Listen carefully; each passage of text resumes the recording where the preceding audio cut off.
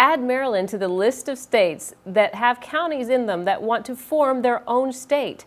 It's the race for the 51st state. Maryland is dominated by politicians imposing lofty taxes that profit the bigger cities, leaving Western Maryland to foot the bill with little in return.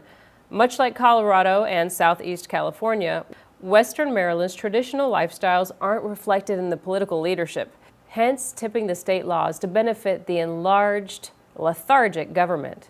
I mean, we don't need a big one-size-fits-all policy here.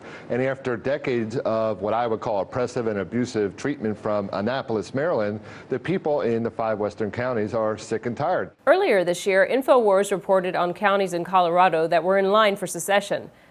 In those counties, there was Weld, Sedgwick, Phillips, Washington, Kit Carson, Yuma, Morgan, and Cheyenne counties. They've all expressed being a part of a new northern Colorado, mainly because of recent changes to the gun laws and the push of renewable energy standards that the rural areas could not fiscally sustain.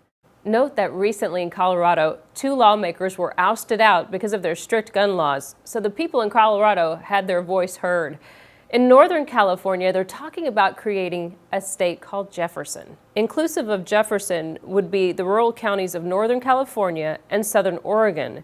Exhausted from an overbearing centralized government, the counties are pushing back so they can be free from the suffocating regulations of the government, especially the direct attack on their water rights. In a couple of these states, the changes on gun laws encroached on the citizens' Second Amendment rights, and in every case, there was opposition to oppressive regulations, skewed priorities, and resource grabs that emanate from detached bureaucrats in the state capitol. And here's a look at how the Congress sees it. We have a situation where this country has been driven by the Tea Party for the last number of years. When I was in school, I studied government, and I learned about the anarchists. Now, they were different than the Tea Party because they were violent, but they were anarchists because they did not believe in government at any level, and they acknowledged it. The Tea Party kind of hides that. They don't say we're against government. That's what it all amounts to. They're not doing physically destructive things to buildings and people, but they are doing everything they can to throw a monkey wrench into any form of government, whether it's local, whether it's state or federal government. That's what it's all about.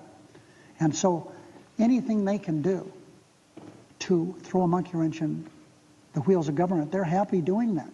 So if you stand up for what is good for we the people against an overpaid, bloated, lethargic government that whips the people with their regulations that they don't even abide by themselves or even read, for example, Obamacare, then you're a terrible, non-violent anarchist Tea Party member.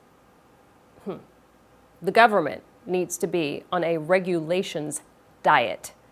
The fight for the title of 51st state has created a trend, a massive wave of resistance to tyranny that could absolutely foil Agenda 21 and cut off the tentacles of this lecherous globalist machine. Help fight the tyranny. Sign up for prisonplanet.tv today and give your username and password to up to 10 people. I'm Gigi Giornetta with this INFOWARS Nightly News Report.